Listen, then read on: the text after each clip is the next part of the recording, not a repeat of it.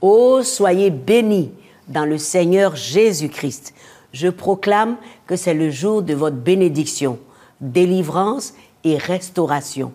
Salut, pasteur Kofi. Salut Massi, salut à toi aussi, hein? Et salut à vous tous, nos amis du Club 700. Recevez les grâces de Dieu en Jésus-Christ. Notre émission commence avec ce témoignage de Brian et Elisha, qui ont vécu un mariage très rocailleux, pendant près de 20 ans. Vous vous imaginez? De longues années de cauchemar, 20 années de cailloux, hein? Quoi, rocailleux, c'est cailloux?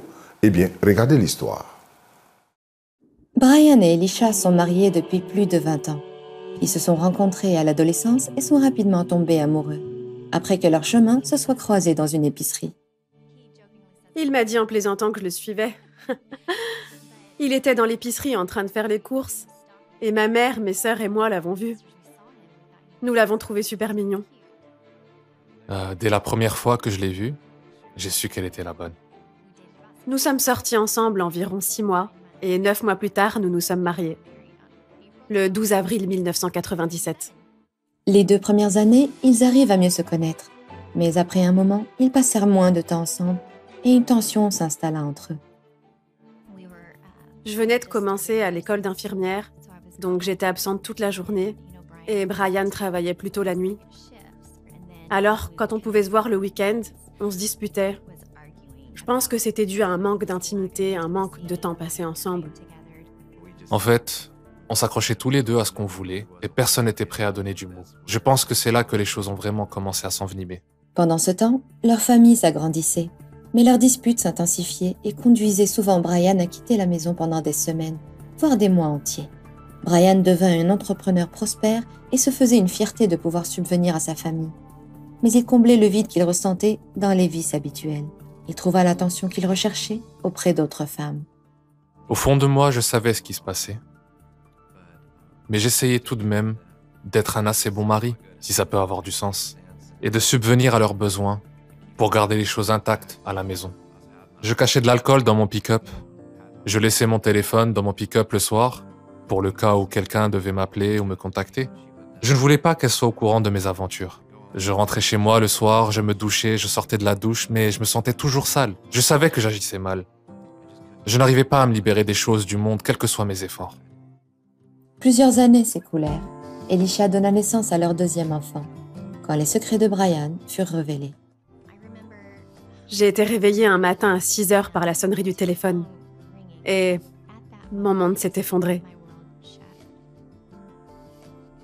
Je n'aurais jamais imaginé, à un seul moment dans ma vie, que mon mari pouvait me tromper. Elisha lui pardonna et accepta de travailler sur leur relation. Mais plus tard, les infidélités continuant, Elisha atteignit finalement son point de rupture et demanda le divorce. Se sentant rejetée et désespérée, elle tenta de se suicider. Après sa 4e liaison, j'avais perdu tout espoir. J'ai demandé le divorce. Cela faisait environ 3 ans que je prenais des antidépresseurs. Et je m'étais dit qu'un jour, j'allais faire une overdose. Alors, quand Brian est venu chercher les enfants ce jour-là, je lui ai demandé s'il pouvait aller chercher mes médicaments. Il y en avait pour 3 mois complets. Quand il les a ramenés, il a posé le sac, il a pris les enfants et il est parti. J'allais tout avaler.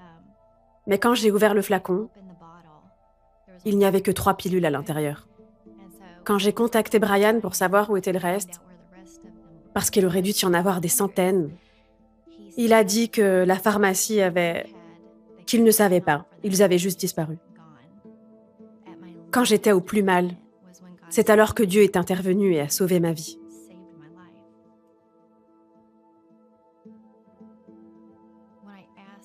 Quand j'ai demandé à Dieu ce que je devais faire par rapport à Brian, il m'a demandé avec amour, « Serais-tu d'accord de lui donner une autre chance ?» Tandis qu'Elisha commençait à laisser Dieu guérir son cœur, Brian faisait face à l'homme qu'il était devenu. J'avais essayé de me suicider à la ferme de mon grand-père. J'avais pris un pistolet, je l'avais mis sous mon menton et j'avais appuyé sur la gâchette. Et bien sûr, le coup n'est pas parti. Je me souviens que Dieu m'a dit « C'est ta dernière chance ». Je savais que je devais changer comme père et comme mari. ça a marqué le virage pour moi. Brisé et désespéré, il remit son cœur à Dieu. Brian revint dans leur maison. Ensemble, ils participèrent à des consultations de couple et s'engagèrent à faire passer Dieu en premier dans leur mariage, en même temps qu'ils reconstruisaient la communication et la confiance. J'ai laissé mes amis du monde. Je me suis promis de ne plus jamais monter dans mon pick-up pour partir comme je l'avais fait tant de fois dans le passé. Et cela m'a conduit à avoir une relation très forte avec Dieu, qui s'est ensuite transformée en une relation plus forte avec Elisha et les enfants.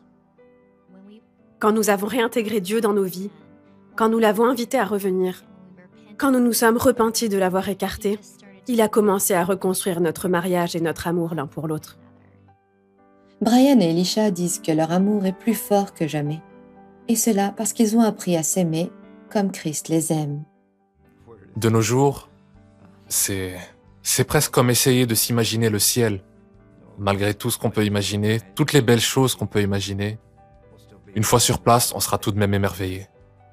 Et je ressens la même chose concernant notre mariage. Et aujourd'hui, nous sommes les meilleurs amis du monde. Nous aimons passer du temps ensemble et je ne pourrais pas imaginer une seule seconde commencer ou terminer une journée sans elle à mes côtés. Alors là, il faut dire qu'ils ont parcouru un long chemin jusqu'à la rencontre de Christ pour la restauration. Et ça tombe bien, parce que dans quelques instants, la rubrique mariage va vous aider à vivre en harmonie en suivant le coach conjugal.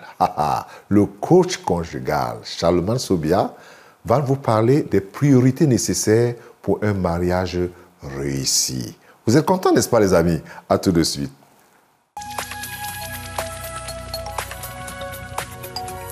Si vous avez des questions spirituelles, des besoins de prière ou même si vous avez besoin de conseils, n'hésitez pas à nous contacter aujourd'hui au numéro suivant.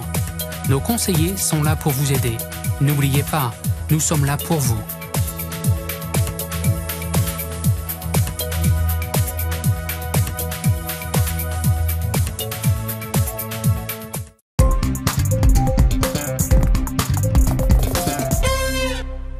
Merci de vous retrouver au Club 700 pour suivre l'interview avec Massy et Charlemagne. Vous savez, Charlemagne, c'est le coach, notre coach pour le mariage. J'aime bien cela, le coach. Je crois que c'est Massy qui a choisi cela. Et il est vraiment un coach. Salut Charlemagne. Salut Massy. Tout va bien.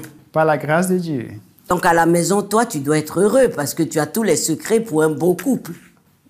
Je fais de mon mieux pour être un bon mari, mais Oui. mon épouse, elle est une bonne épouse. Elle est une bonne épouse. Ah là, elle va t'écouter là, donc tu as intérêt. Elle a eu des métiers. C'est pas ce que tu enseignes, hein? Donc j'ai peur qu'elle écoute et dise, c'est pas ce que tu enseignes, c'est pas ce que tu enseignes. Ah Je dis, bon, là, tu es... Pardon. Et puis on rit et puis ça passe. Et hein? puis ça passe. Oui. Il faut être très ami, non, quand on est Tout couple. à fait, c'est extrêmement important. Je me dis, on a peu de temps à passer sur la terre. Oui. Et si on doit passer ce temps à se faire la guerre, c'est pas bon. Et puis dehors, déjà, il y a beaucoup d'agressivité. Oui. Et si encore à la maison, il doit y avoir l'agressivité, c'est pas la peine. Ça va être Vraiment. l'enfer sur terre. Vraiment. Donc à la maison, il faut s'amuser. Je dis à mon épouse, est-ce que je suis un bon mari? Oh, toi, un béninois comme toi. Je dis pardon, et puis on rigole. C'est important. Si. Alors aujourd'hui, nous allons parler des priorités dans le couple. Mettre les choses à leur place. Qu'est-ce que tu veux nous expliquer par là? Oui, de la même manière où on a besoin de glucides, de protéines, de lipides pour notre bien-être, le couple, tout couple a besoin d'un certain nombre de choses. Nous avons besoin d'une bonne relation avec Dieu, Oui. parce que le fait d'avoir une bonne relation avec Dieu nous permet d'avoir la sagesse. Dieu, c'est la sagesse. Et lorsqu'on va régulièrement en présence de Dieu, il nous communique sa sagesse. Il nous donne sa protection. Il nous guide, il nous aide à prendre de bonnes décisions. Or, sans bonnes décisions, c'est difficile de bien diriger, d'avoir une vie conjugale harmonieuse. Nous avons besoin aussi du travail. On ne peut pas seulement dire on va à l'église et ne pas travailler. On a besoin du travail. Et ça qui nous permet d'avoir un revenu, de payer notre loyer, de scolariser nos enfants, de subvenir à nos besoins. Donc le travail est un aspect extrêmement important du couple. Une grande priorité. Une grande priorité. Il y a des couples qui ont beaucoup de difficultés parce que le monsieur et la femme ont perdu le boulot depuis des années, et ça perturbe. Donc, on ne peut pas dire que... D'abord, le travail fait partie de la volonté de Dieu. Quand il a créé Adam et Ève, il les a mis dans le jardin et il a dit de cultiver, de garder.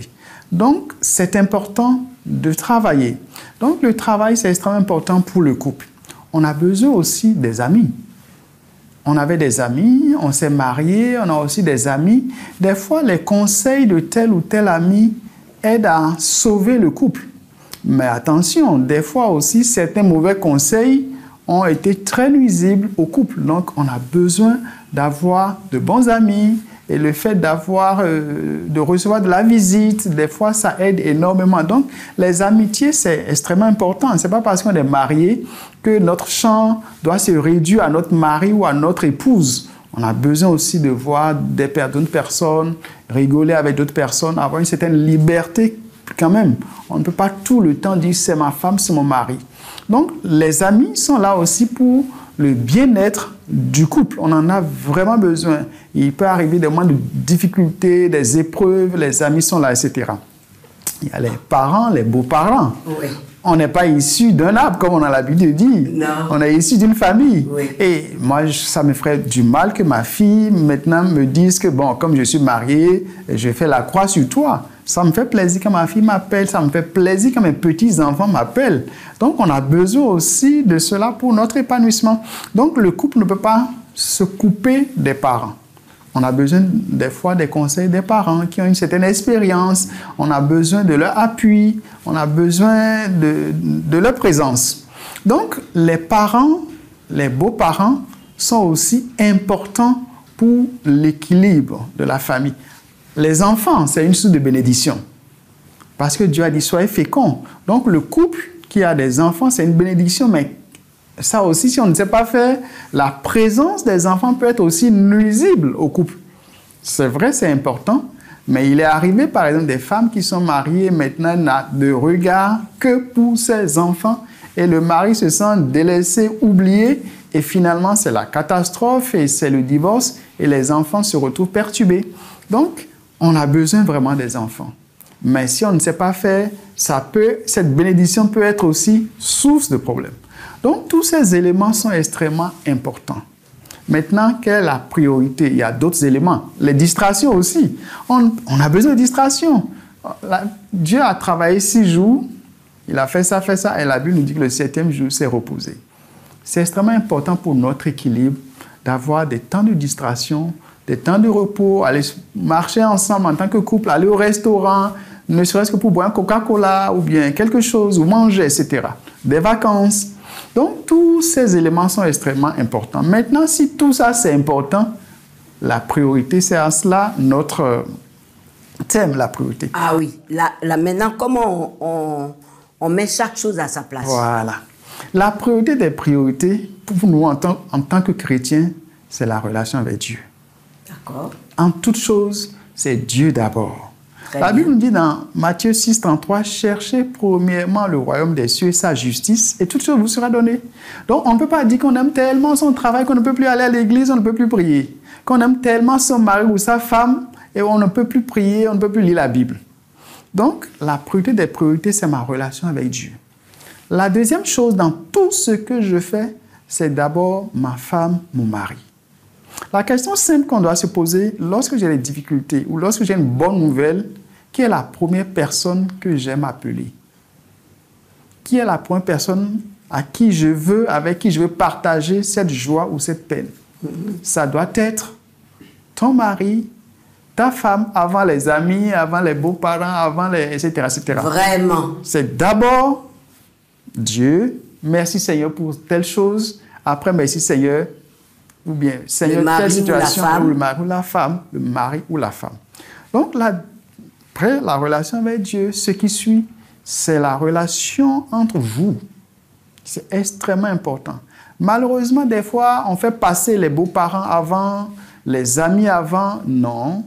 Après Dieu, c'est ton mari ou c'est ta femme. Viens après le travail. Wow. Parce que le travail aujourd'hui, je suis coach conjugal, je peux laisser demain et puis devenir footballeur, devenir chanteur, devenir ceci, cela. Mais le mariage, on se marie pour la vie. Très bien. C'est jusqu'à ce que la mort vous sépare. C'est comme la relation avec Dieu, c'est jusqu'au dernier souffle. Tu dois être en relation avec Dieu jusqu'à ton dernier souffle. Le foyer vient avant le travail. Parce que le travail, on peut changer à tout moment. Donc, le travail ne peut pas prendre le dessus. Le dessus. Tout à fait. Donc, Dieu, ton épouse ou ton époux, le travail, les enfants, les distractions. Les distractions. Les beaux-parents, après, et les distractions. Très extrêmement bien. important. Très bien. L'une des choses qui doit nous aider, c'est juste de nous demander est-ce que telle ou telle chose me rapproche de Dieu et me rapproche de mon conjoint ou de ma conjointe. Dans tout ce qu'on fait, on doit avoir toujours cette question en tête. Est-ce que ça me rapproche de Dieu? Est-ce que ça me rapproche de mon conjoint ou de ma conjointe?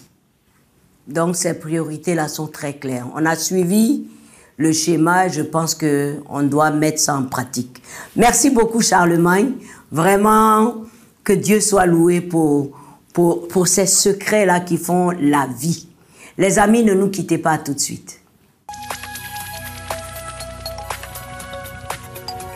Si vous avez des questions spirituelles, des besoins de prière ou même si vous avez besoin de conseils, n'hésitez pas à nous contacter aujourd'hui au numéro suivant. Nos conseillers sont là pour vous aider. N'oubliez pas, nous sommes là pour vous.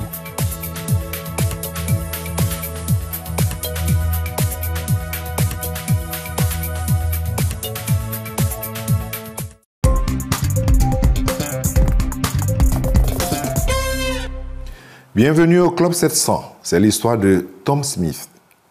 Notre bonheur dépend de notre constance à dépendre de Dieu, car c'est lui qui en est la source. Quelle leçon apprendre de cette histoire de Tom Smith? C'était un homme honorable qui vivait tranquille et simplement avec sa famille. Il avait travaillé dur des années durant pour prendre soin de sa famille et conduisait sa famille avec la crainte de Dieu.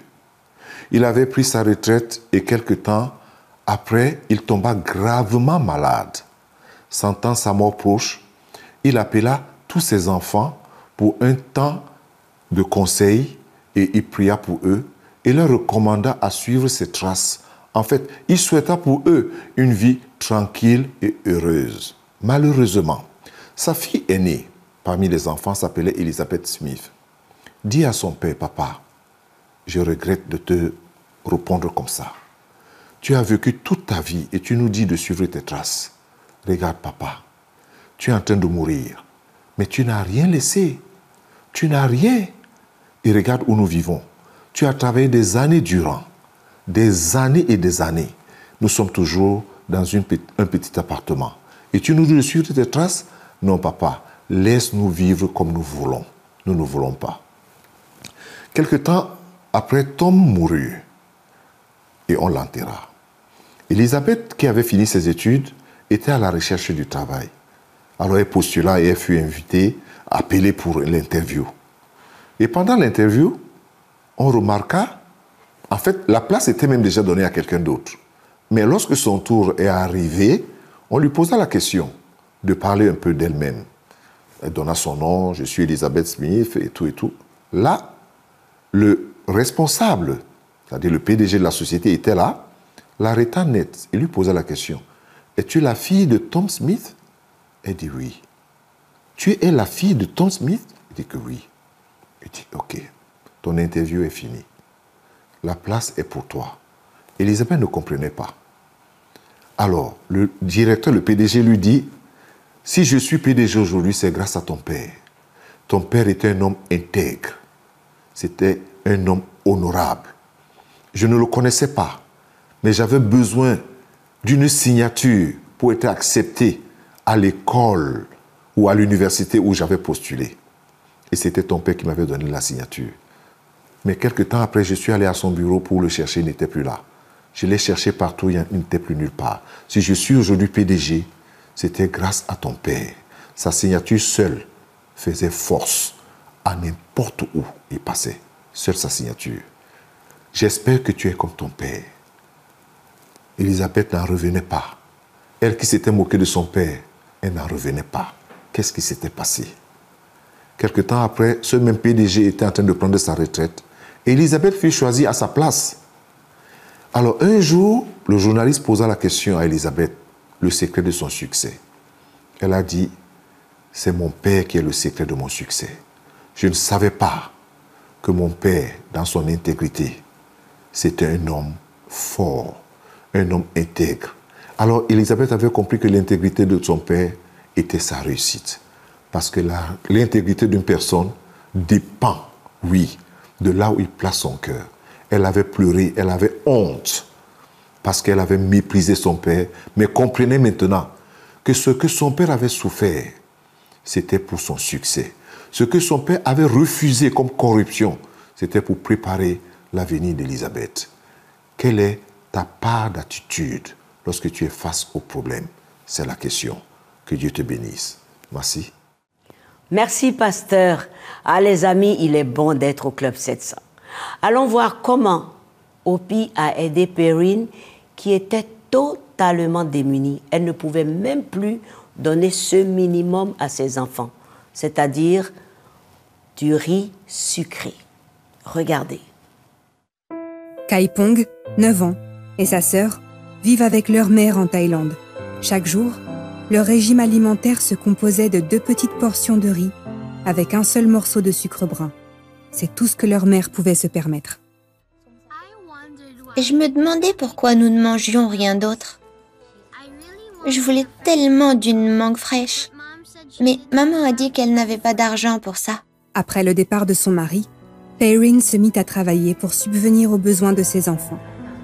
Elle cousait des pièces sur des vêtements traditionnels thaïlandais, souvent à la lumière des bougies. Pour 12 heures de travail, elle gagnait $5. Perrine dit qu'elle essayait de mettre un peu de côté chaque semaine pour acheter aux enfants un œuf et un paquet de nouilles instantanées, qu'ils partageaient. Je faisais des heures supplémentaires pour leur donner ces friandises. J'avais tellement de peine pour eux. Perrine s'était aussi endettée, car la pandémie de Covid réduisit considérablement son travail. Je devais $67 à la dame pour qui je travaillais. C'était difficile de trouver un autre emploi, parce que je devais garder ma plus jeune fille avec moi. Perrine dit qu'elle avait peur que ses enfants lui soient enlevés, car elle ne pouvait pas subvenir à leurs besoins. Je ne voulais pas en arriver à perdre mes enfants. J'ai dit, Dieu, s'il te plaît, donne-moi un commerce pour que je puisse m'occuper d'eux. Lorsqu'Orphans Promise de CBN eut vent de la situation de Perrine, nous avons installé un stand de rafraîchissement avec des fruits frais et d'autres ingrédients pour qu'elle puisse préparer des smoothies et autres boissons devant sa maison. Dieu m'envoie beaucoup de clients chaque jour. Ils disent que mes smoothies ont bon goût et ils reviennent ensuite. Perrine a commencé à donner 10% de ses revenus à son église et a même économisé suffisamment pour payer ses dettes. J'ai donné parce que j'aime Dieu. Je veux lui rendre grâce parce que c'est un Dieu bon. Perrine rapporte que son revenu est maintenant 5 fois supérieur à ce qu'elle gagnait grâce à la couture. Elle a utilisé une partie de cet argent pour démarrer une deuxième activité, acheter et revendre des fruits et légumes. Cela semblait impossible, mais Dieu a répondu à mes prières d'avoir mon propre commerce et d'être libérée de mes dettes. Quand je vois mes enfants manger de bons repas, je remercie Dieu. Nous mangeons bien maintenant. Ce sont les mangues que j'aime le plus. J'espère que notre famille sera toujours aussi heureuse. Merci de nous avoir aidés, moi et mes enfants. Dieu m'a montré son amour à travers vous. Vous vous rendez compte, ne même plus donner à manger est terrible pour une mère. Et c'est là que vous êtes à féliciter, car grâce à vos dons, Opie a ouvert cette petite boutique pour qu'elle puisse vraiment vendre et gagner de quoi nourrir ses enfants. N'est-ce pas merveilleux? Que Dieu vous le rende, que Dieu vous récompense pour tous vos dons. Vraiment, soyez bénis. Bon, la partie que vous attendez, je le sais, c'est les questions-réponses. OK, le pasteur est prêt, on va répondre à vos questions. Pasteur, sois prêt. Première question qui est arrivée de Facebook. Bravo. Bonjour, pasteur. Je ris d'avance parce que tu vas écouter la question. Bonjour, pasteur. L'enfer existe-t-il vraiment? pourquoi l'enfer a été créé? Merci pour la question et bonjour à la personne et aux personnes qui suivent la réponse. L'enfer existe bel et bien. La Bible nous renseigne que l'enfer existe. Alors, si le ciel existe, alors l'enfer existe. Si l'enfer n'existerait pas, alors le ciel n'existerait pas. Soyons un peu sérieux là-dessus. Si les gens veulent toujours parler du bon Dieu, encore qu'il n'existe pas un bon Dieu, Dieu est bon. La différence, il y a une grande différence entre le bon Dieu et Dieu est bon. Donc l'enfer existe bel et bien. Jésus en parle. Les apôtres en parlent. La Bible mentionne cela.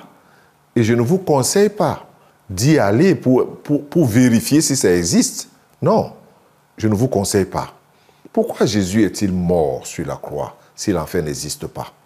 C'est pour nous sauver du feu éternel. C'est ce que la Bible nous renseigne. Jésus est mort.